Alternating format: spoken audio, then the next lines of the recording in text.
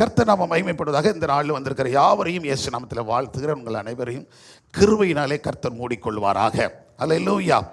சத்தமுறையிலே சொல்லுங்க, கர்த்தர் நல்லவர். இந்த நாளுக்காக கர்த்தர் சமூகத்திலே நான் காத்திருந்து ஜெபித்த போது இந்த பிப்ரவரி மாதத்துக்காக தேவன் ஒரு அருமையான வார்த்தையை கர்த்தர் கொடுத்திருக்கிறார். எல்லாருக்கும் தெரிந்தது தான். ஆண்டவர் நம்மோடு பேசுகிற அந்த வார்த்தை உபாகமம் புஸ்தகம் 7ஆம் அதிகாரம் 14ஆம் வசனம். உபாகமம் 7:14. சகல ஜனங்களை பார்க்கிலும் நீ ஆசீர்வதிக்கப்பட்டிருப்பாய். அல்லேலூயா. சத்தமுறையிலே பக்கத்தில் பார்த்து சொல்லுங்க, சகல ஜனங்களை பார்க்கிலும் கர்த்தர் உங்களை ஆசீர்வதிப்பார். அல்லேலூயா. ஆமென். சகல ஜனங்களை பார்க்கிலும் கர்த்தர் என்ன செய்வாராம்?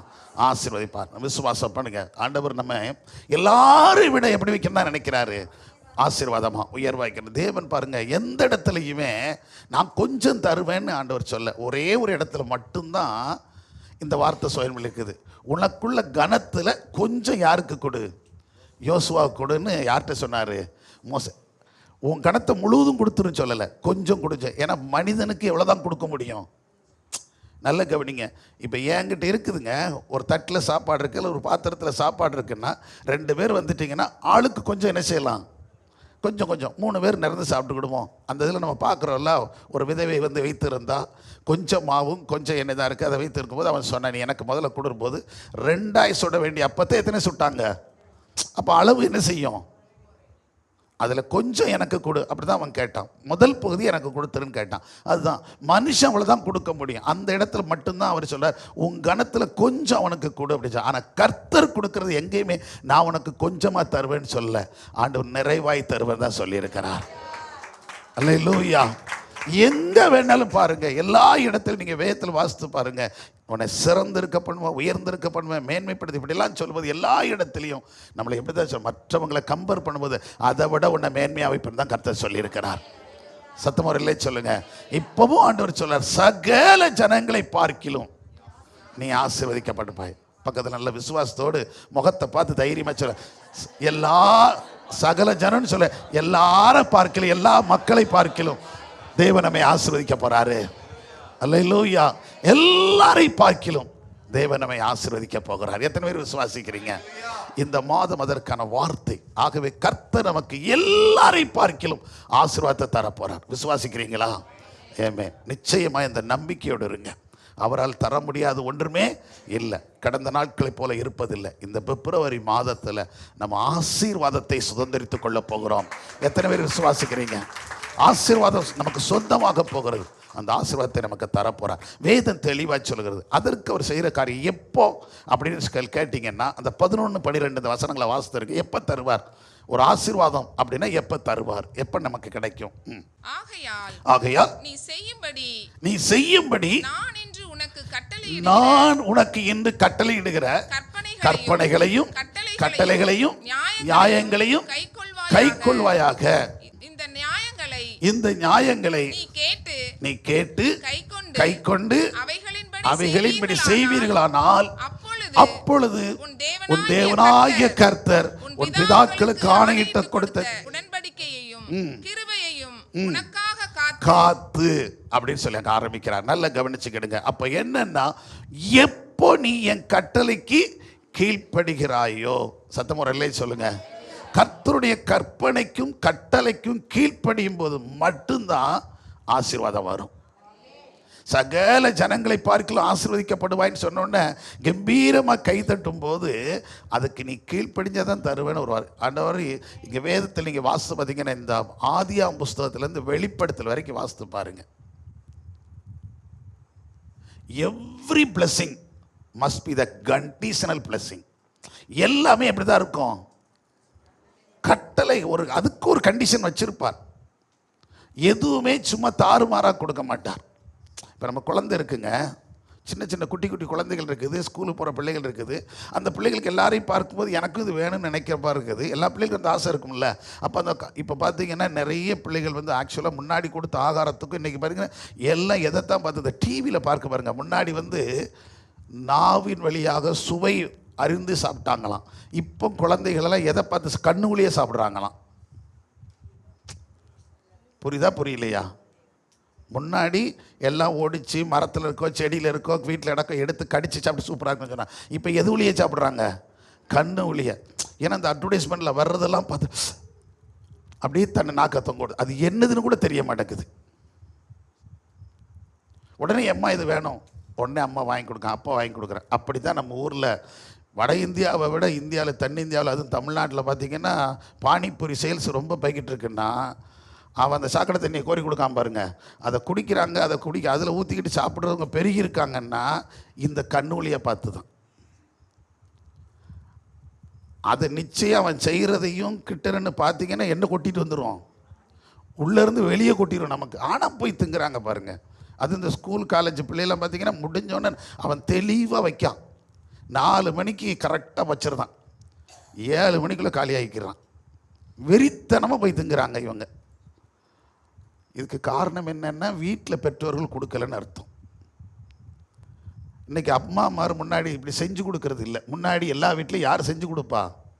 சுவையாக வீட்டுக்கு வந்த உடனே அதுக்கு சப்பாத்தி போட்டு கொடுக்குறதோ, தோசை போட்டு கொடுக்குறதோ, அல்லது பலகாரம் சுட்டு கொடுக்குறதோ, எதுனாலும் எங்கே செஞ்சோம் ஏதோ ஒன்று தாய்மார்கள் அந்த பிள்ளைகள் வருங்காட்டில் ஒரு எதையாவது ஒன்று வறுத்து வச்சுருப்பாங்க, எதையாவது ஒன்று அதாவது அவிச்சு வச்சுருப்பாங்க. பயிர் வகைகள் இது மாதிரி எல்லாம் என்ன செய்யணும், அந்த நாட்களில் தானியங்களை எதையாவது ஒன்று செய்து வச்சுருப்பாங்க. அந்த பிள்ளைகள் சாப்பிட்டாங்க. இப்போ அதெல்லாம் செய்யறதுக்கு தெரியல, செய்யவும் இல்லை, செய்யவும் நம்ம ஆட்களுக்கு என்ன செய்யாது, தெரியவும் தெரியல. அதனால இவங்க நேரம் எங்கே தான் முடியும், எல்லாத்தையும் முடிச்சுட்டு தான் வராங்க. முன்னாடி நான் எனக்கு தெரிஞ்சு என்னென்னா ஒரு சிலர் வேலை பார்க்குற ஆண்கள் தான் சொல்லுவாங்க, நான் ஆஃபீஸ்லேருந்து வரும்போதே டீ குடிச்சிட்டு வந்துட்டேன் அப்படிம்பாங்க. ஐயா டீ இல்லை, வரும்போது என் ஃப்ரெண்டு நானும் வரும்போது டீ குடிச்சிட்டு வந்துட்டேன்னு ஒரு வேலை அஃபீஸில் வேலை பார்க்குறவங்க ஒரு 6-6:30 மணிக்கு வீட்டுக்கு வரும்போது சொல்ல பார்த்துருக்கேன். இப்போ ஸ்கூல் பிள்ளைகளையும் சொல்லி நான் வரும்போதே குடிச்சிட்டு வந்துட்டேன். காலேஜ் பிள்ளையும் சொல்லலாம், இப்போ வரும்போது குடிச்சிட்டு வந்தேன். அவன் என்ன குடிச்சிட்டு வந்தான்னு கூட தெரிய மாட்டேங்குது, அது வேற பெறுது. இப்போ இப்படியும் குடிக்கான் அப்படியும் குடிக்கான், ரெண்டில் எந்த குடியில் இருக்காமனே தெரில, அந்தளவுக்கு இப்போ போய்கிட்டு இருக்கிறாங்க. சரி இருக்கட்டும், நான் எதுக்கு சொல்ல வரேன்னா அந்த பிள்ளைகளை நம்பி எதுவுமே நம்ம செய்ய முடியாது. யார் கீழ்ப்படிந்து இருக்கிறாங்களோ, யார் பெற்றோருக்கு பக்குவமாய் அடங்கி இருக்கிறாங்களோ அந்த பிள்ளைகளுக்கு தான் பெற்றோர்கள் எல்லாத்தையும் செய்ய முடியும். ஆமாவா இல்லையா? ஒத்துக்கிறீங்களா? இல்லை எப்படி வேணாலும் மட்டும் நான் செஞ்சுக்கிட்டு இருப்பேன்னு சொல்லுவோமா? கிடையாது. நம்ம குழந்தைகள் நம்மை விட சிறந்தவர்களாய் வர வேண்டும் என்பதை நம்ம நினைக்கிறோம். அப்போ நினைக்கணும்னா அந்த பிள்ளைகளை சரியான வழியில் நம்ம நடத்தணும். அவங்க மனம் போகிற போக்கில் நம்ம என்ன செய்ய விட முடியாது, போக விட முடியாது. காலையில் எழுந்தோன்னு இதை செய்யணும், மத்தியானம் இப்படி இருக்கணும், சாயந்தரம் வந்தால் இப்படி நடந்துக்கிடணும், ஸ்கூலில் போனால் இப்படி இருக்கணும், காலேஜில் போனால் இப்படி நடந்துக்கிடணும், வேலைக்கு போனால் இப்படி இருக்கணும். இதுக்கெல்லாம் சொல்கிறோமா இல்லையா? போடா வேலைக்கு போகும்போது ஜாக்கிரதையாக போ, நீ பக்குவமாயிரு, இதை சொல்லி அனுப்புகிறோமா இல்லையா? சொல்கிறோமா இல்லையா? போ, அங்கே எதுவும் பிரச்சனைனாலும் நீ எதுலையும் தலையிட்டுக்கிறாத, ஓம்பாட்டுக்கு ஓன் வேலை உண்டு காரியம் உண்டு, நீ பார்த்துட்டு அப்படிலாம் பெற்றோர்கள் சொல்கிறாங்களா இல்லை? எதுக்கு? தாம் பிள்ளையினால் தனக்கும் ஒப்பேர் வந்துடக்கூடாது, அவங்களுக்கும் வந்துடக்கூடாது. இதானே? அப்படி இருக்க பிள்ளைக்காக தாயின் தகப்படி எதை வேணாலும் தைரியமாக செய்வாங்க. தன்னுடைய சம்பாத்தியத்தில் எதை வேணாலும் எடுத்து என்ன செய்வாங்க, வைப்பாங்க. புரியுதுங்களா? இதே தான் ஆண்டவர்னு சொல்கிறார். நீ எனக்கு எல்லாத்திலும் உண்மையாக இருந்து என் கற்பனைகளையும் என் கட்டளைகளையும் நீ கீழ்ப்படிந்து நடந்தால் அப்பொழுது சகல ஜனங்களை பார்க்கலாம் நான் உன்னை ஆசீர்வதிப்பேன் தான் சொல்கிறார். அப்போ முதல்ல சொல்லுங்க, தேவன் நம்மை ஆசீர்வதிக்கணும்னா அவர் என்ன சொல்றாதுக்கு கீழ்ப்படியணும். இல்லை, அவர் சொல்றதுக்கு கீழ்ப்படிந்தா நம்ம ஆசீர்வதிக்கப்பட்டுருவோம். சொல்றதை எதிர்த்துனோம்னா நம்ம என்ன செய்ய முடியாது. நான் இப்படி தான் இருப்பேன் அப்படின்னு சொன்னால் 4 நாள் கிடைக்கும், 4வது நாள் கவுத்தி விட்டு போயிட்டே இருப்பாங்க. புரியுதுங்களா? யாராக இருந்தாலும் அப்படி தானே. நம்ம கூட பிறந்தவனும் சரி, அண்ணன் தம்பி அக்கா தங்கச்சி யாராக இருந்தாலும் நம்ம சொல்லி பார்ப்பாங்க, கேட்கலன்னா அம்மா சாமி விட்ரு, உனக்கு எனக்கு என்னது கிடையாது, சம்மந்தமே கிடையாது, நீ எப்படி வேணாலும் என்ன செஞ்சுட்டு போ, சொல்ல வேண்டியது செஞ்சுட்டு உன் கூட பிறந்தவன் அந்த உரிமைக்கு நான் சொல்கிறேன், நீ அடங்கலைன்னா நான் என்ன பண்ண முடியும் அப்படின்ட்டு போயிடுறாங்களா இல்லையா? அதுக்கடுத்து யாரும் கேட்டால் இல்லைங்க எனக்கு தெரியாது, நீ அவங்ககிட்ட போய் சொல்லிக்கோங்க சொல்கிறாங்களா இல்லையா? இதே தான் ஆண்டவர்னு சொல்ல, எப்பா நீ போ, நீ யார் வெளியில் போறியோ அப்படி போய்கிட்டே இரு, அவன் ஒன்று ஆசீர்வதிப்பான் அப்படின்னு சொல்லிட்டு அனுப்பிவிட்டு பேசக்கல இருந்துருவார். ஆனால் கர்த்தர் ஆசீர்வதிக்கணும்னா அவர் சத்தத்துக்கு நம்ம கீழ்ப்படிந்தாக வேண்டும். அல்லேலூயா. சரி, நல்லது. அப்படி கீழ்ப்படிந்தால் நமக்கு என்ன ஆசீர்வாதம் இருக்கிறது? சகல ஜனங்களை பார்க்கல உன்னை ஆசீர்வதிப்பேன்னு சொல்றாருல. எப்படி அங்கே எப்படி தொடங்குறார் பாருங்க, 13ஆம் வசனத்தில் பாருங்க என்னெல்லாம் சொல்றார் பாருங்களேன். உன்மேல் அன்பு வைத்து உன்னை ஆசீர்வதித்து உனக்கு கொடுப்பேன் என்று உன் பிதாக்களுக்கு ஆணையிட்டு கொடுத்த தேசத்திலே உன்னை பெருக பண்ணி. நல்ல கவனிங்க, முதல்ல ஆண்டவருடைய கட்டளைக்கு நம்ம கீழ்ப்படிஞ்சோம்னா முதல்ல அவர் நம்ம மேல என்ன வைக்கிறாரு? அன்பு கூறு. எங்க தேவன் நம்மை நேசிக்கிறதே மிகப்பெரிய ஆசீர்வாதங்க. சத்தமுறை இல்லை சொல்லுங்களேன். அவர் நம்ம மேல அன்பு வைக்கிறார். எந்த சூழ்நிலும் மனுஷனுடைய அன்பு எப்படிப்பட்டது? மாய்மாலமானது. மனுஷனுடைய அன்பு எப்படிப்பட்டது? மாய்மாலம். தேவைக்கு தக்க நடந்து கொடுவான். நம்மகிட்ட ஒன்று எதிர்பார்ப்போன்னா அண்ணே, அக்கா, மாமா, மச்சான், சித்தப்பா, சித்தி அப்படின்னு சொல்லுவான், எல்லாம் சொல்லுவான். ஆனால் அவன் தேவையில்லை நம்ம அப்படின்னு சொல்லும்போது நம்மளை கண்டுக்கவே மாட்டாங்க. சிலர் பார்த்தீங்கன்னா யாருன்னே தெரியலன்னு கூட என்ன செஞ்சிருவாங்க? அப்படி எனக்கு தெரியலையே, ஞாபகம் இல்லையேன்னு கூட சொல்லிடுவாங்க. இதுதான் மனுஷனுடைய நிலைமை. ஆனால் கர்த்தர் நம்ம நல்லவங்களாக இருந்தாலும் நம்மளை நேசிக்கிறார். நம்ம பொல்லாதவர்களாக இருக்கும்போது நம்மளை நேசிக்கத்தான் செய்கிறார். அப்படித்தான் நம்மளை நேசித்து வந்தாருங்க. நாம் பாவிகளாக இருக்கையிலேயே கிறிஸ்து நமக்காக என்ன வச்சாராம்? மரித்ததுனால. நம்ம நல்லவனாக அனுப்புறது இல்லைங்க, உத்தமன் ஆகிட்டான். அந்தோனிசிங்க ரொம்ப நல்லவனாக இருக்கான், அதனால் நேசிக்கணும் ஆண்டவர் சொல்ல. நான் பாவியாக இருக்கும்போது தான் கர்த்தர்களை தேடி வந்தார். நான் அக்கிரமக்காரனாக இருக்கும்போது தான் கர்த்தர் என்னை நேசித்தார். அதனால தான் இந்த பாக்கியத்தை கர்த்தர் கொடுத்திருக்கிறார். அவருடைய அன்புக்கு இந்த உலகத்தில் ஈனை வேதி ஒன்றுமே கிடையாதுங்க. சத்தமாக இல்லை சொல்லுங்கள். அவர் அன்பு கூர்ந்து நம்ம என்ன செய்கிறாராம்? யாரை ஆசீர்வதிக்கிறோம்? நல்லா கவனித்து பாருங்கள். இன்றைக்கி வீடுகளில் 2 பிள்ளைகளுங்க, சில வீட்டில் 1 பிள்ளைங்க. அந்த நாட்களில் என்ன இருந்துச்சு? 7-8 பிள்ளைகள் இருந்தாங்க. அப்போ அந்த பிள்ளைகளில் ஒருத்தரை எல்லா தாய் தகவன் எல்லாருக்கும் எல்லாம் செய்வாங்க. ஆனால் ஒருத்தர் மேலே கொஞ்சம் என்ன இருக்கத்தான் செய்யும்? ஒரு பாசம் என்ன செய்யும்? இருக்கத்தான். ஏன் அப்படின்னா அந்த அன்பு, அளவு கடந்த அன்பு அவங்க மேலே வச்சுருப்பாங்க. நம்ம பார்க்குறோம் இல்லையா? யாக்கோபு கூட 12 பிள்ளைகள் இருந்துச்சு, ஆனால் அவன் அன்பு முழுது யார் மேலே இருந்துச்சு? யோசேப்பு மேலே. அவன் எல்லாத்துலேயும் அவனுக்கு செல்ல பிள்ளையா ஆண்டவருக்கு பயந்து நடந்ததுனால அவனுடைய அன்பு, அளவில்லாத அன்பு அவன் மேலே வச்சுருந்தான். அதனால வீட்டில் பகை வந்துச்சு, இருக்குது. நிறைய இடங்கள் அப்படி நடக்கும். தாய் தகப்பம் ஒரு சைடாக நிற்கும்போது இன்னொரு பிள்ளை ஆப்போசிட்டாக என்ன செஞ்சிடும்? வந்துடத்தான் செய்யும். ஆனாலும் அந்த அன்பு, ஆசீர்வாதம் எதனால் வருதுன்னா, தேவன் நம்மை ஆசீர்வதிப்பதற்கு முக்கிய காரணம் அவர் நம்மை நேசிப்பதினாலே தான். சத்தமுறை இல்லை சொல்லுங்கள். ஆனால் என் தேவனிடத்தில் மட்டும் என்னெல்லாம் அன்பில் பட்சபாதமே கிடையாது. எல்லாரையும் நேசிக்கிறார், எல்லாரையும் ஆசீர்வதிக்கிறார். அல்லேலூயா. யார் யாரெல்லாம் அவர் சத்தத்துக்கு செவி கொடுக்குறோமோ எல்லாரையும் கர்த்தர் ஆசீர்வதிக்கத்தான் அவர் விரும்புகிறார். அவர் அன்பு கூர்ந்து அவர் ஆசீர்வதித்து நம்மை பெருக பண்ணுகிறாராம். அல்லேலூயா. நான் உங்களை பெருக பண்ணுவேன் கர்த்தர் சொல்றார். ஆண்டவர் நம்மை பெருக பண்ணுகிறார். இந்த மாதத்தில் அந்த கிருபையை தர போகிறார். அது மாத்திரமல்ல, எதெல்லாம் அந்த ஆசீர்வாதத்தையும் பெருக்கத்தை வச்சிருக்காரு சொல்ல. அதுக்கு கீழே என்ன சொல்லப்பட்டிருக்கு பாருங்க. கர்ப்பக்கனியையும் உன் கர்ப்பக்கனியையும் உன் நிலத்தின் கனிகளாகிய உன் நிலத்தின் கனிகளாகிய தானியத்தையும் உன் தானியத்தையும் உன் உன் திராட்சரசத்தையும் உன் எண்ணெயையும் உன் எண்ணெயையும் உன் மாடுகளின் பலனையும் உன் மாடுகளின் பலனையும் உன் ஆட்டு மந்தையையும் உன் ஆட்டு மந்தையும் ஆசீர்வதிப்பார். ஆசீர்வதிப்பார். கரங்களை தட்டி கர்த்தரை மகிமைப்படுத்துங்க. எல்லாத்தையும் கர்த்தர் ஆசீர்வதிச்சிருவாருங்க. கர்ப்பக்கனியிலிருந்து எல்லாம் தேவன் ஆசீர்வதிக்க போறார். அது நிலத்தின் கனிகளாக இருக்கலாம், மாடுகள், ஆடுகள், மிருக ஜீவன்கள். அதனால தான் நான் சொல்லுவேன், நீங்கள் எல்லாத்தையும் நீங்கள் வீட்டில் வளர்க்க தப்பே கிடையாது, வைங்க, வளருங்க. அதெல்லாம் தேவன் ஆசீர்வதிப்பார். அல்லேலூயா. சத்தமுறை இல்லை சொல்லுங்க. ஆமாம். இப்போ சிலர் கேட்பாங்க, நான் சொல்லுவேன் எந்த விதத்துலையும் தோட்டங்கள் துறவுகள் தான் வித்துறாதீங்கன்னு தான் சொல்லுவேன். எங்கேயாவது ஊர்களில் 10 ஏக்கர் கிடக்கு, 5 ஏக்கர் கிடக்குன்னா வித்துட்டு வந்துடாதீங்க. சிலர் சொல்லுவோம் நம்ம சிட்டிக்கு வந்துட்டோம்ல, அது எதுக்கு வித்துருவோம் அப்படி. நான் சொல்கிறேன் வித்துறாதீங்க அப்படிமே. அந்த இடமெல்லாம் நமக்கு தேவை இருக்கும். அல்லேலூயா. ஆமாம். விவசாய நிலங்களை விற்றுட்டு நீங்கள் வாங்க முடியாதுங்க. நம்ம தெரியாமல் என்ன பண்ணிடுறோம்? விட்டுட்டு போயிடும். தயவுசெய்து உங்கள் கிராமங்களில் இடம் கிடந்தால் கிடக்கட்டும், தெளிவு போடுங்க, முள்ளு போடாதீங்க, கிளியர் பண்ணி யாரையாவது ஒருத்தர் என்ன பண்ண சொல்லுங்கள். என்னத்தையா விவசாயம் பண்ணட்டும், நீங்கள் உங்களுக்கு பலன் தராட்டிலும் பரவாயில்ல, அந்த நிலம் என்ன செய்யாதுட்டே இருக்கட்டும், பண்படுத்தப்பட்டுக்கிட்டே இருக்கட்டும். என்றைக்குனாலும் ஒரு நாள் பிரயோஜனமாகும்.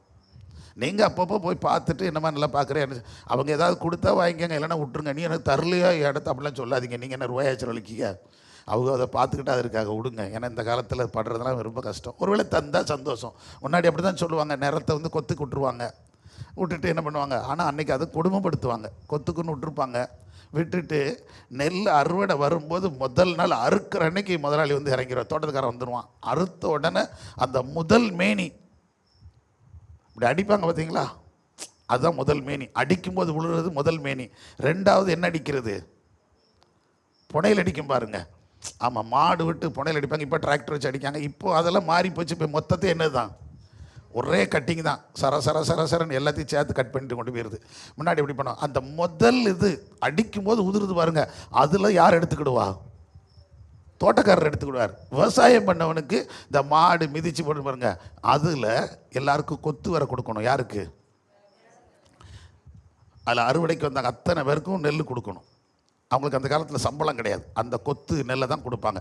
அவங்களுக்கெல்லாம் கொடுத்துட்டு மீதி என்ன இருக்கோ அதுதான் அவன் என்ன செஞ்சுக்கணும், விவசாயம். இது அந்த காலத்துலேருந்து இந்த குடும்பம் இருந்துட்டு தான் இருக்குது நம்ம நாட்டில்.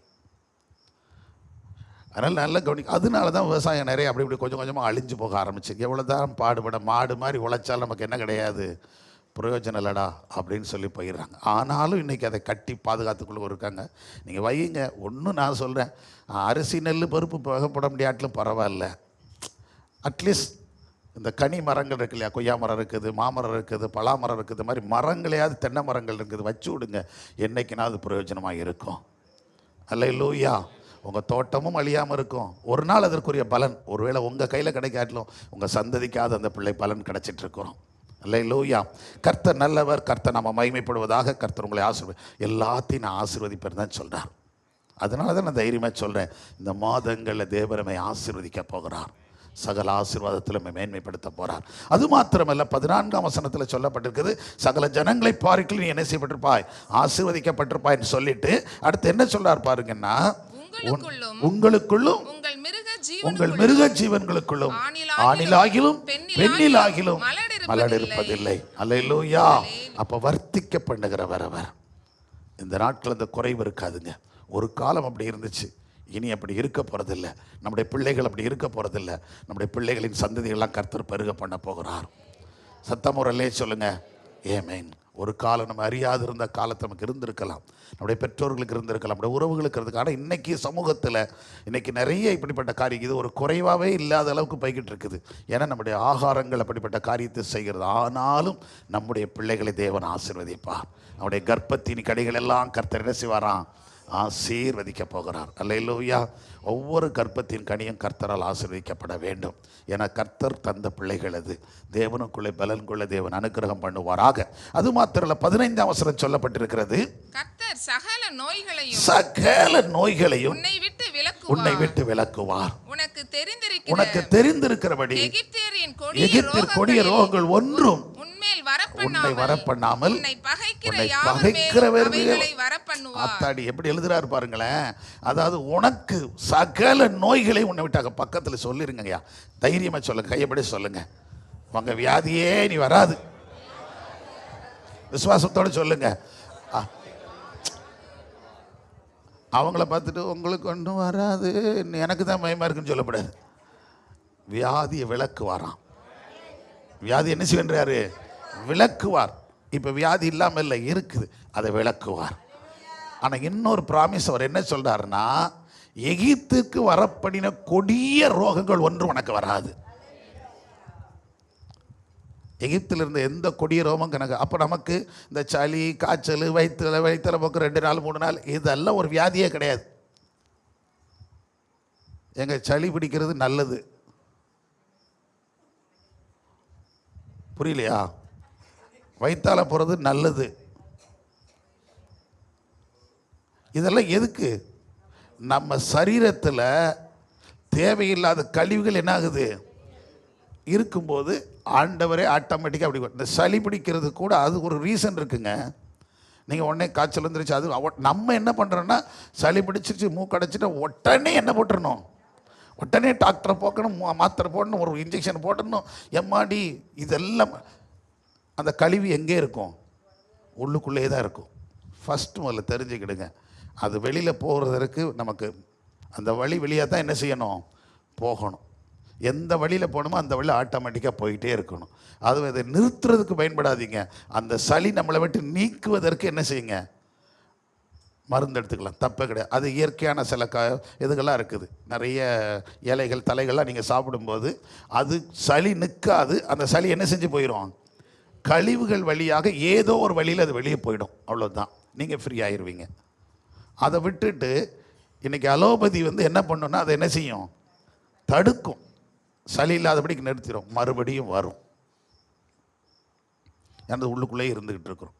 அப்போ தேவையில்லாத கழிவுகள், இப்போ வேர்வைக்கு வரக்கூடாதுன்னு சொல்லி உடனுடன் துடைக்கும். வேர்வை நமக்கு என்ன செய்யணும்? வரணும். வேர்க்கலைனால சிக்கல் இருக்குது. ஒன்று வேர்க்கலைன்னா அட்லீஸ்ட் வெயில் அடிக்கும் போது தெருவில் ஓடவாது செய்யுங்க. ஆமாங்க, வேர்வை என்ன செய்யணும்? வேர்வை வரும்போது உள்ளே இருக்கிறதெல்லாம் என்ன செய்யும்? வெளியில் போயிடும், கட்டாயம் போகணும். என்னென்னு பார்த்தீங்கன்னா, நான் என்ன சொல்கிறேன், அந்த சில பைப்புகள்லாம் நீங்கள் திறக்காமலே இருந்தீங்கன்னு வைங்க, நல்லி இருக்குது பார்த்தீங்களா, திறக்காமலே இருந்துட்டு ஒரு வருஷம் கழிச்சு வந்து திறந்தீங்கன்னா பைப்பில் என்ன வராது? ஏன் செய்யும்? என்ன நினச்சிரும்? அப்படியே துரு அடைச்சுக்காங்க. அதே மாதிரி வேர்வை வரலன்னா இந்த நம்ம உடம்பு முழுது என்ன இருக்குது? இந்த தோல் முழுது என்ன இருக்குது? துவாரங்களுக்கு அதெல்லாம் அடைச்சிரும், லாக் ஆயிரும். மேக்சிமம் நான் உங்களுக்கு சொல்கிறேன், காலையில் ஃப்ரெஷ்ஷாக இருக்கணும்னு சொல்லி நல்ல கமகமான சோப்புகளை போடுறோம். அதெல்லாம் இந்த துவாரங்களை லாக் ஆக்கிரும். நிறைய பேருக்கு வேர்க்கலைன்னா அங்கேயும் ப்ராப்ளம் இருக்குது. நீங்கள் பயன்படுத்துகிற கெமிக்கல், நீங்கள் போடுற சோப்பு உங்களை என்ன செய்யும்? உங்களோட தோல் துவாரங்களெல்லாம் என்ன செஞ்சிடும்? அடைச்சிக்கணும். நீங்கள் கேட்டு பாருங்கள், நல்ல டாக்டர்கிட்ட இந்த மாதிரி இதில் உள்ளவங்கள தெரிஞ்சு கேட்டு பாருங்கள், அவங்க சொல்கிறாங்களா இல்லையான்னு சொல்லிட்டு. அதனால தான் நிறைய பேர் என்ன பண்ண, இப்போ இதெல்லாம் பார்த்தீங்கன்னா காட்டில் இருக்கிறவங்க இதெல்லாம் பண்ண எண்ணெயும் போட மாட்டாங்க, சோப்பே போட மாட்டாங்க. இப்போ தானேங்க சோப்பு ஸ்டைலாக வருது. முன்னாடியில் என்ன போட்டு குளித்தாங்க? அப்படியே போய் ஓடைக்குள்ள இதில் ஆற்றுல குளிப்பாங்க, இல்லை குளத்தை குளிப்பாங்க. குளத்தில் ஓரமாக என்ன எடுப்பாங்க? அந்த சைடில் இருக்க மண் எடுத்து நினச்சிவாங்க, சரன்னு தேய்ப்பாங்க. தேய்ச்சிட்டு அப்படியே முங்கிட்டு அப்படியே வந்துடுவாங்க. மண்ணுக்கும் கேடு இல்லை, தண்ணிக்கும் கேடு இல்லை, இவனுக்கும் கேடு இல்லை. இப்போ நம்ம போடுற சோப்பு தான் தேங்கி தேங்கி தேங்கி தேங்கி எங்கே நிற்குது? அவ்வளோ இடத்துலையும் நின்றுக்கிட்டு இருக்குது. நம்ம அப்படி சுகமாக இருக்கணும் அப்படின்னு நினைக்கிறோம். எல்லாத்துலையும் கொஞ்சம் மாற்றங்கள் வரணுங்க. பழையபடி நம்ம வாழ ஆரம்பிக்கணும். சத்தமாக ஒரு இல்லை சொல்லுங்கள். வியாதிகளை நாமளே நெசிச்சுக்கிடக்கூடாது, இழுத்துக்கிடக்கூடாது. ஆண்டவர் சொல்கிறார், எகிப்துக்கு வந்த கொடிய ரோகங்கள் ஒன்றும் உனக்கு வராது. அந்த கொடிய ரோகத்தை நம்மளாலே நெசிச்சுக்கிடக்கூடாது, இழுத்துருக்கக்கூடாது. நாம் சாப்பிட்ற ஆகாரத்தினால, நம்ம நடக்கிற நடக்கையினால் இழுத்துக்கிடக்கூடாது. விசுவாசிங்க. உங்களுக்கு ஒரு பலவீனம் இருக்குதா? உங்களுக்கு ஒரு வியாதி இருக்குதா? நீங்கள் தைரியமாக சொல்லுங்கள். எகிப்துக்கு வரப்போன கொடி ரோகம் ஒன்றும் எப்படி சொல்லணும் தெரியுமா? எகிப்துக்கு வரப்போன கொடி ரோகம் ஒன்று எனக்கு வராதுன்னு சொல்லுங்க. என்னை விட்டு வெளியே போ அப்படின்னு சொல்லுங்க, போயிடும். அப்படி சொல்லுங்க, அறிக்கையிடுங்க. இந்த ரோகம் யாருக்கு சொந்தம் இல்லை? எனக்கு. இது எகிப்தனுக்கு, என்னை பகைக்கிறவனுக்கு, சத்துருக்களுக்கு சொந்தம். இது தேவ பிள்ளைகளுக்கு சொந்தம் இல்லை.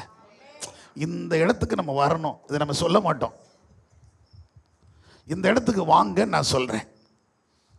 யாராக இருந்தாலும் சரி, நீங்கள் இதை சொல்லி பாருங்க. இந்த விசுவாச அறிக்கை பண்ணுங்க, இது எனக்கு சொந்தம் இல்லை. ஒவ்வொரு நேரம் சொல்லுங்கள், பொல்லாத வியாதியை உனக்கு எனக்கு இல்லை, சம்பந்தம் கிடையாது. இந்த சரீரம் கர்த்தருடையது. இந்த ஆவி ஆத்மா சரியானது, தேவனுக்கு சொந்தமானது. இதில் உனக்கு இடம் இல்லை. நீ பார்த்துட்டு வேணா போ, ஆனால் நீ தங்க முடியாது. நீ வேணா வேடிக்கை என்ன செய்யலாம், பார்க்கலாம். நீ அவனுக்கு சொந்தமானவன். யாருக்கு? எகிப்திற்கு சொந்தமானவன். உனக்கு இங்கே என்ன வேலை? இப்படி நீங்கள் யாரோடு பேசுங்க? வியாதிகிட்ட பேசுங்கிறேன். கொடுமையான வியாதிகிட்ட பேசுங்க. அந்த வியாதியை கொடுக்குற பொல்லாத சாத்தான்கிட்ட பேசுங்க. எல்லாத்தையும் கர்த்தர் அழித்து தள்ளிகிட்டே இருப்பார். உங்கள் விசுவாசம் தாங்க ஜெயிக்கும். அல்லேலூயா. இன்னைக்கு அதைத்தான் தேவன் நமக்கு தருகிறார். சகல ஜனங்களை பார்க்க நீ ஆசீர்வதிக்கப்பட்டிருப்பானே. எப்படி? யோசித்து பாருங்க. எல்லா சொத்தையும் கொடுத்துட்டாருங்க, ஆடு மாடு மிருகஜீவன் எல்லாத்தையும் கொடுத்துட்டாருங்க. என்ன செய்ய, எல்லாம் கொடுத்துருக்கிறாரு. சாப்பிட முடியல தாயி, எல்லாம் கோடி கோடியாக ரூபா இருக்கு தாயி. 150 வேலைக்காரன் இருந்தாலும் ஒழுங்காக சாப்பிட முடியல. இருந்து என்ன செய்ய? புரியுதா புரியலையா? அப்போ அதை அனுபவிக்கிறதுக்கு நமக்கு என்ன வேணும்? சரீரத்தில் என்ன வேணும்? பலன் வேணும்ல. அதைத்தான் நான் சொல்ல வரேன். நான் ஒரு சொல்வது உங்களுக்கு வேடிக்கையாக கூட தெரியலாம். It is fact. நான் யதார்த்தமாக சொல்கிறேன். நீங்கள் விசுவாசிங்க, கர்த்தர் செய்வார். சொல்லாமா எல்லாரும்? என்ன சொல்ல போறீங்க? பொல்லாத வியாதியை என் சரீரத்தில் உனக்கு என்ன கிடையாது சொல்லுங்க. எத்தனை பேர் சொல்றீங்க? இந்த சரீரத்தில் உனக்கு இடம் இல்லை, ஓடிப்போய் ஏசு நாமத்தை தூக்கி போட்டேன் அப்படின்னு சொல்லுங்க. கர்த்தர் ஜெயம். இதை சொல்லி பாருங்க. ஹார்ட் அட்டாக் இருக்கட்டும், கிட்னியாக இருக்கட்டும், என்ன ப்ராப்ளம் வேணாலும் இருந்துட்டு போட்டோம், நீ சொல்லி பாருங்கள், கர்த்தர் கிரியை செய்ய ஆரம்பிப்பார். ஃபைல்ஸாக இருக்கட்டும், எல்லாம் அந்த வியாதியெல்லாம் பார்த்தீங்கன்னா ஃபைல்ஸ் எல்லாம் வரும்போது நல்லா அப்படி தான் ஜெபம் பண்ணுவேன். சிலர் என்ன அது யார் நமக்குள்ளதே கிடையாது, அது யாருக்கு தான் இருந்துச்சு? அவங்களுக்கு தான் இருந்துச்சு. பெலிஸ்தீர்களுக்கு சொந்தமானது அதெல்லாம், அங்கே தான் தொடங்கினது. அது எப்படி நமக்கு வரலாம்? இதை நீங்கள் விசுவாசிக்கணும், பேசணும் கர்த்தர்ட்ட. இது எனக்கு சொந்தம் இல்லை, இது அவனுக்குரிய, பெலிஸ்தீனுக்குரிய, இது எனக்கு இருக்கு, நான் தேவனுடைய பிள்ளை. அல்லேலூயா. இதை சொல்லி பாருங்க, தேவன் ஆசீர்வதிக்கிறது நீங்கள் பார்க்க போறீங்க. சகல ஆசீர்வாதம் அப்படின்னு சொன்னால் நல்லா கவனிச்சுக்கிடுங்க. ஆபிரகாமுக்கு சொல்லப்பட்டது சகல விதமான ஆசீர்வாதங்கள் கொடுத்தாருன்னு எல்லாத்தையும் கொடுத்துருந்தார். வயசுகள் 175 வரைக்கும் கம்பீரமாக மனுஷன் இருந்துக்கிட்டே இருந்தாருங்க. ஆமாவா இல்லையா? எத்தனை வருஷம் வாழ்ந்தார்? 175 வருஷம் கம்பீரமாக வாழ்ந்தார். அதனால தான் அவர் சகல விதத்தில் என்ன பண்ணார்னு சொல்லிக்குது, ஆசீர்வதிக்கப்பட்ட. நம்ம ஒன்றுமே இல்லாமல் டமக்குன்னு போயிட்டோம்னா சகல ஆசீர்வாதம் எப்படி சொல்லதுக்கு? இப்போ சாலமோனுக்கு ஆசீர்வாதம் இருந்துச்சு, ஐஸ்வர்யம் இருந்துச்சு. கர்த்தர் அவனுக்கு ஐஸ்வர்யத்தை கொடுத்தார், ஆயுசு நாட்களில் கொடுக்கல. சாலமோனை கர்த்தர் அளவில்லாமல் ஆசீர்வதிச்சார்னு சொல்ல, ஐஸ்வர்யத்தையும் ஞானத்தையும் கொடுத்தார். ஆனால் ரெண்டுமே அவனுக்குள்ள என்ன செய்யலை, நிலைக்கலை. 58 வயசில் செத்து போயிட்டாங்க.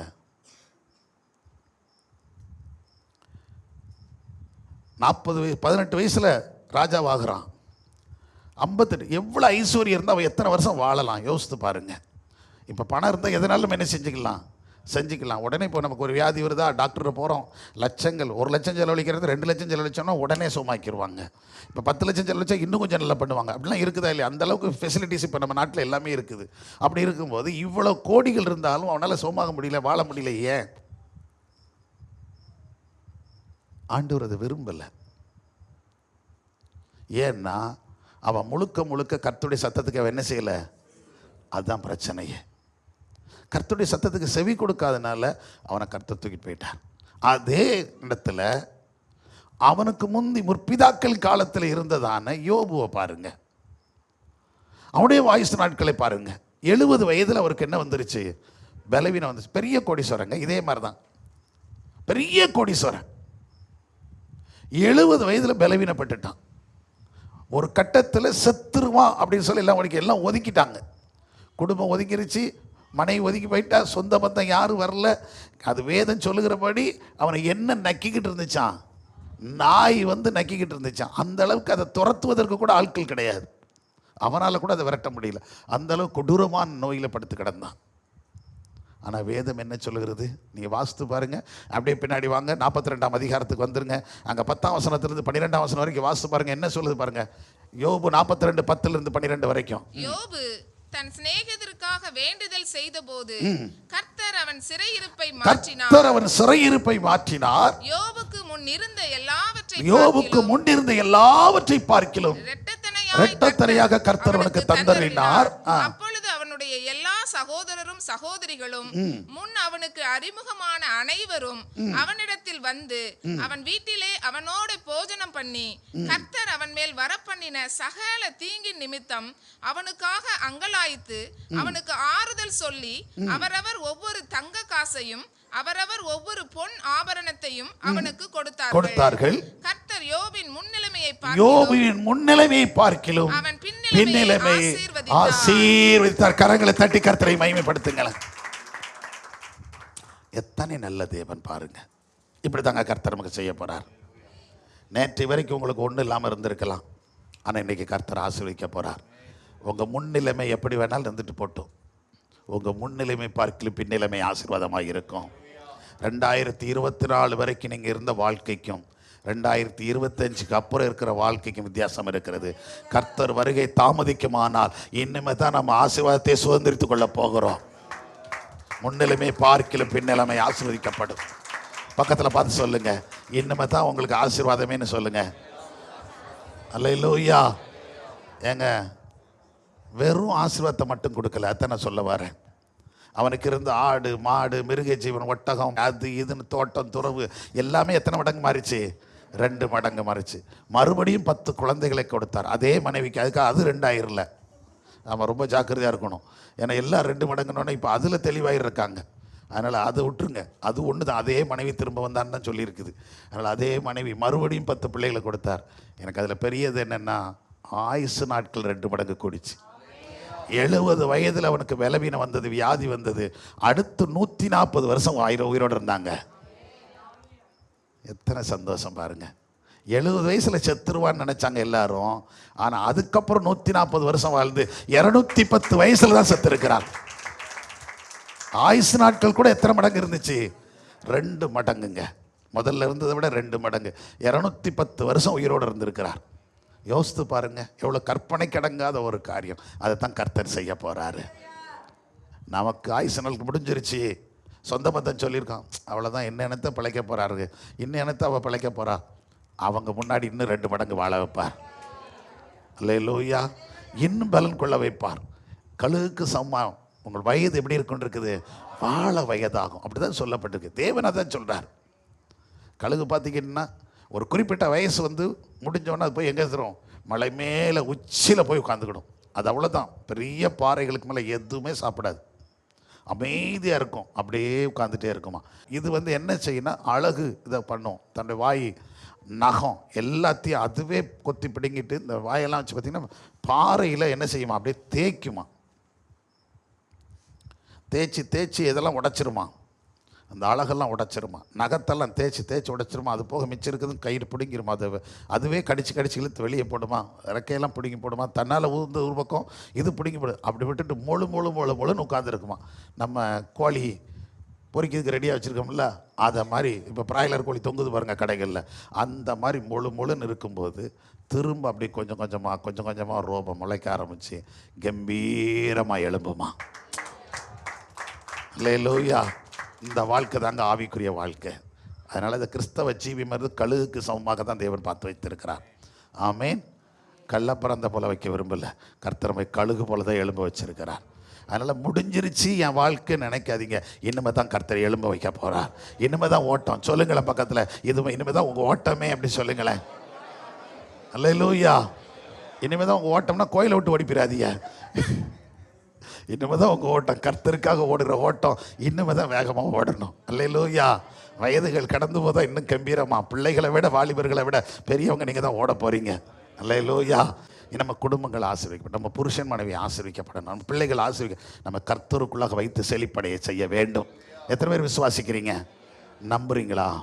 கர்த்தர் செய்ய முடியுங்க. இதான் ஆண்டவர் சொல்கிறார். யோபுவின் முன்னிலைமை பார்க்கிலும் பின்னிலைமை என்ன செஞ்சார்? அப்போ இதெல்லாம் நம்ப முடிகிற காரியமா? எப்படி கர்த்தர் ஆசீர்வதிச்சாருங்க? யாராலும் யோசிக்கலை, யாரும் யோசிக்க முடியாது. அவன் நண்பர்கள் கூட இருக்கிறவங்களே இதான் முடிஞ்சு போச்சு கடைசி நாள்னு சொல்லிட்டு எல்லாத்தையும் சொல்லி முடிச்சிட்டாங்க. ஆனால் அவங்க கண்ணு முன்னாடி கர்த்தர்களை ஆசீர்வதிக்க ஆரம்பிச்சிட்டார். இதைத்தாங்க உங்களுக்கு செய்வார். உங்களை யாரெல்லாம் அற்பமாக நினச்சாங்களோ, யாரெல்லாம் ஏளனமாக பார்த்தாங்களோ, இதோடு முடிஞ்சிருச்சு இவங்க வாழ்க்கை நினச்சாங்களோ, அவங்க கண்ணு முன்னாடி உங்களை வாழ வைத்து பார்க்க போகிறாரு. உங்களை உயர்த்தி வைக்க போகிறாரு. சகல ஜனங்களை பார்க்கிலும் நீ ஆசீர்வதிக்கப்பட்டிருப்பாய் அப்படி சொல்லி. எப்படின்னா யோபு எப்படி ஆசீர்வதிக்கப்பட்டாரோ மறுபடியும் அதே போல் கர்த்தர் ஆசீர்வதிக்க போகிறாருங்க. இழந்து போனதை நினச்சி துக்கப்படாதீங்க. அது பொருளாக இருக்கலாம், இடமா இருக்கலாம், வீடாக இருக்கலாம், தோட்டமாக இருக்கலாம், துறவாக இருக்கலாம், அல்லது எதுவாக இருக்கலாம், உங்கள் வேலையாக இருக்கலாம், உங்கள் வருமானமாக இருக்கலாம், எதை வேணால் இழந்து போனதை குறித்து யோசிக்காதீங்க. கர்த்தர் ஒரு புது வாழ்வு தர போகிறாரு. எத்தனை பேர் விசுவாசிக்கிறீங்க? நிச்சயமாக நம்பிக்கையோடு இருங்க. இந்த ஆண்டில் அது மேன்மைப்படுத்த போகிறார். இந்த மாதம் அதற்கான அடித்தளம், இந்த மாதற்கான அஸ்திவாரம் போட போகிறீங்க. கர்த்தர் மேலே கொண்டு உட்கார வச்சுக்கிட்டே இருக்க போகிறாரு. இனி நம்முடைய வாழ்க்கையில் குறைவு என்பது என்ன செய்ய போகிறதில்ல, இருக்க போகிறதில்ல. மேன்மைகளுக்கான நாட்களை கர்த்தர் தர போகிறார். ஏமேன். அந்த விசுவாசத்தோடு கூட நம்ம எல்லாரும் ஜெபம் பண்ணுவோம். கர்த்தருடைய சமூகத்தில் ஒப்பு கூட இன்னும் நிறைய இருக்கிறது. நான் இதை அடுத்து நாளைக்கு உங்களோட மற்ற காரியங்களை நான் பகிர்ந்து கொள்கிறேன். எல்லாரும் ஜெபம் பண்ணுவோம். கர்த்தர் சமூகத்தில் ஒப்பு கொடுங்க. எல்லாரும் பாருங்கள், தேவ சமூகத்தில் சகல ஜனங்களை பார்க்க நீ ஆசீர்வதிக்கப்பட்டிருப்பாய். அவர் கொடுக்க ஒன்று தான், அவர் கட்டளைக்கு மட்டும் நம்ம கீழ்ப்படிஞ்சா போதும். அவர் என்ன சொல்கிறாரோ அதை மட்டும் நம்ம செஞ்சால் போதும். கற்பனையும் கட்டளைகளையும் கை கொண்டு அவருடைய நியாயங்களை கை கொண்டு நடப்பாயானால் அப்படிதான் சொல்ல. நீங்கள் அதை மட்டும், ஆண்டவர் எனக்கு என்ன சொல்கிறாரோ அதன்படி நடப்பேன் நீங்கள் சொல்லி பாருங்கள். தேவன் உங்களை ஆசீர்வதிக்க ஆரம்பிச்சிருவார். யாரும் தடுத்து நிறுத்த முடியாதுங்க. ஏன்னா இந்த வருஷம் நமக்கு அதான் வாக்குத்தன்கார். தேவரீர் சகலத்தையும் செய்ய வல்லவர். அவர் செய்ய நினைத்தது தடைபடாது. அவர் செய்ய நினைச்சிட்டாருங்க, தடைபடாது. தடை இல்லாதபடி இந்த வருஷம் ஆசீர்வதிக்க போறாரு. இந்த 2வது மாதத்தில் நமக்கு வாக்கு கொடுத்துட்டாரு. சகல ஜனங்களை பார்க்கலி நீ ஆசீர்வதிக்கப்பட்டிருப்பாய். நீங்க கம்பேர் பண்ணி பார்க்க போறீங்க. நிச்சயமாக விசுவாசத்தோடு இருங்க. நான் தைரியமாக தேவ சமூகத்திலேருந்து சொல்கிறேன். நம்ம கூட இருக்கிற சுற்றி இருக்கிற எல்லா ஜனங்களையும் நீங்கள் கம்பேர் பண்ணி பாருங்கள். உங்கள் உறவுகளை கம்பேர் பண்ணி பாருங்கள். உங்களை நட்புகளை கம்பேர் பண்ணி பாருங்கள். இந்த மாதத்திலேருந்து உங்களை ஆசீர்வதிக்கிறத நீங்கள் அப்புறம் யோசித்து பார்ப்பீங்க. அவங்களையும் என்னை பார்க்கும்போது போன மாதம் அவங்க நல்லா இருந்தாங்க, இப்போ அவங்கள விட என்ன உயர்த்தி இருக்கிறாரு. அவங்க பிள்ளைகளை விட என் பிள்ளையை உயர்த்தி இருக்கிறாரு. அவங்களோட என் பிள்ளைகளை மேன்மையாக வச்சிருக்கிறார். எங்கள் குடும்பத்தை மேன்மையாக வச்சிருக்கிறார். என் மனைவிக்கு நன்மையை செஞ்சிருக்கார். என் புருஷனுக்கு நன்மை செஞ்சிருக்கிறாரு. அப்படி நீங்க சொல்லக்கூடிய அளவுக்கு கர்த்தர் இந்த மாசத்துல செய்ய போறாரு. அன்பு பிள்ளைகளே, நான் தைரியமா உங்களுக்கு சொல்றேன், மற்ற பிள்ளைகளை விட உங்களெல்லாம் உயர்த்துவார். நீ அவரை நம்பி அவர் சமூகத்தில் வந்திருக்கிறபடினால் உன்னை வெட்கப்பட விடமாட்டார். நீங்க சகல ஜனங்களை பார்க்கலும் ஆசீர்வதிக்கப்பட்டிருப்பீங்க. அவரே தஞ்சம், இயேசுதான் எனக்கு தஞ்சம், அவரை தவிர எனக்கு வேற கதி இல்லைன்னு சொல்லி அவர் சமூகத்தில் காத்திருக்கிற உங்களை ஒரு நாள் வெட்கப்பட விடவே மாட்டார். கடந்த மாசம் வரைக்கும் நீங்க கடன் கடன் கடன் வட்டி வட்டி வட்டி, இந்த மாதத்தில் சொல்ல கர்த்தர் ஒரு புது வாசலை உங்களுக்கு திறக்க போறார். ஒரு புது வழிகளை திறந்து உங்களை உயர்த்த போகிறார். உங்களை மேன்மைப்படுத்த போறார். நீங்கள் ஆசீர்வதிக்கப்பட்டிருப்பீங்க, நீங்க உயர்த்தப்பட்டிருப்பீங்க, நீங்க மேன்மைப்படுத்தப்பட்டிருப்பீங்க. நீங்க ஆசீர்வதிக்கப்பட்டிருப்பதை சகல ஜாதிகளும் காணும், எல்லா கண்களும் காணும். வேதம் அப்படித்தான் சொல்லு, இவர்கள் கர்த்தரால் ஆசீர்வதிக்கப்பட்டவர்கள் என்று சகல ஜனங்களும் சொல்லக்கூடிய அளவுக்கு நம்மையும் நம்முடைய பிள்ளைகளையும் தேவன் ஆசீர்வதிக்கிறதற்காக நம்ம எல்லாரும் கர்த்தரை ஸ்தோத்திரம் பண்ணுவோமா?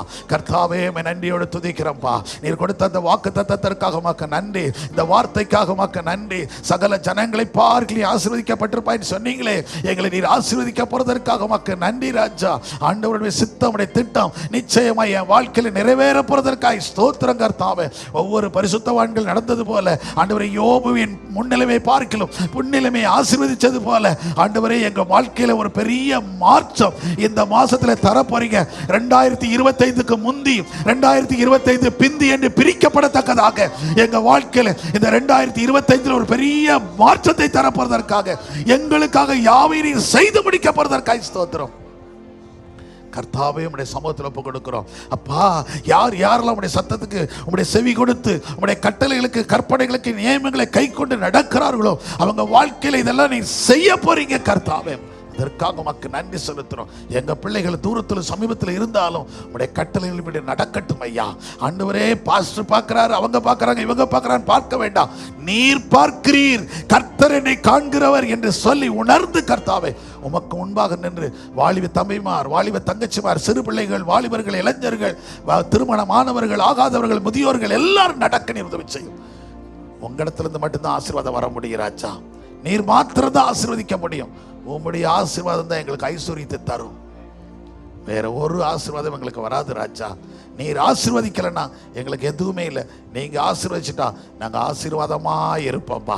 நீங்க ஒரே ஒரு வார்த்தை சொன்னா போதும், நீ சுகித்திருப்பாய், செழித்திருப்பாய், ஆசீர்வதிக்கப்படுவாய், மேன்மைப்படுவாய் சொல்லிட்டீங்கன்னா நாங்க ஆசீர்வதிக்கப்பட்டிருப்போம். இன்னைக்கு காலையில நீங்க சொல்லிட்டீங்க ராஜா, நீ ஆசீர்வதிக்கப்பட்டிருப்பாய்ன்னு சொல்றீங்களே, சகல ஜனங்களை பார்க்கலே ஆசீர்வதிக்கப்பட்டிருப்பாய் சொல்லி இந்த வார்த்தைகளை எங்களுக்கு வைத்திருக்கீங்களே, இந்த வார்த்தையின்படி ஒவ்வொரு குடும்பத்தையும் நீர் ஆசீர்வதிங்க.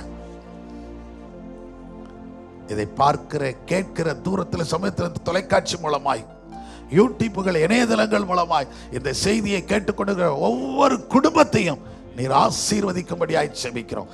விசேஷமாய் இப்பொழுதும் ஆன்லைன்ல இருக்கிற பிள்ளைகளுக்காக நாங்கள் செபிக்கிறோம். இங்கே வந்து நின்று கர்த்தாவை ஆராதிக்கிற பிள்ளைகளுக்காக செபிக்கிறோம். அவர்களெல்லாம் நீர் ஆசீர்வதிச்சிருங்க. இந்த வார்த்தைகள் உங்களுக்கு சொந்தமாக இருக்கட்டும். ஆண்டவரே, உம்முடைய கிருபை எல்லா குடும்பத்தையும் மூடி மறைத்துக் கொள்ளட்டும். தாழ்த்துகிறோம், வறுமையாக்குறோம். சகல துதி கன மகிமையும் உங்களை செலுத்துகிறோம். இப்போ மாதம் முதல் நாள் கர்த்தருடைய சமூகத்தில் வந்தது நல்லதுன்னு சொல்லக்கூடிய அளவுக்கு தேவன் எல்லாரையும் நீர் ஆசீர்வதிக்க போறதுக்காக ஸ்தோத்திரம். தொடர்ந்து பெரிய காரியங்களை செய்யும் தாழ்த்துகிறோம். இயேசுவின் நாமத்தில் ஜெபிக்கிறோம் நல்ல பிதாவே, ஆமென். ஆமென். என் ஆத்துமாவே கர்த்தரை ஸ்தோத்திரி, என் முழுமே நாமத்தை ஸ்தோத்திரி, என் ஆத்துமாவே கர்த்தரை ஸ்தோத்திரி, கர்த்தர் செய்த சகல உபகாரங்களையும் மறவாதே. ஆமென். உடைய கர்த்தராகிய இயேசு கிறிஸ்துவின் கிருபையும் பிதாவாகியதோட அன்பும் பரிசுத்தாவுடைய ஐக்கியமும் சிநேகமும் காவலும் இப்பொழுதும் எப்பொழுதும் சதா காலங்களிலும் நம்முடையோடும் கர்த்தருடைய வருகை பெறிந்த மாறாமல் தங்கியிருந்து எல்லா ஜனத்தை பார்க்கிலும் ஆசீர்வதிக்கப்பட்டவர்களாய் வாழச் செய்வதாக. ஆமென். ஆமென். சகல ஆசீர்வாதங்களாலே ஆசீர்வதித்தீரே, குறைகளெல்லாம் நிறைவாக்கியே செழிப்பாய் என்னை மாற்றினே. மனக்கவலை தீர்த்தீரே, மகிழ்ச்சியினால் நிரப்பினீரே. என் மனக்கவலை தீர்த்தீரே, மகிழ்ச்சியினால் நிரப்பினீரே. பிதாவே நன்றி சொல்கிறோம், இயேசுவே நன்றி சொல்கிறோம். பிதாவே நன்றி சொல்கிறோம், இயேசுவே நன்றி சொல்கிறோம். ஹல்லேலூயா, ஹல்லேலூயா, அல்லேலூயா. எல்லாரும் ஸ்தோத்திரம். கர்த்தர் உங்களை ஆசீர்வதிப்பாராக. ஒருவருக்குள் வாழ்த்தோடு கடந்து செல்லுங்க.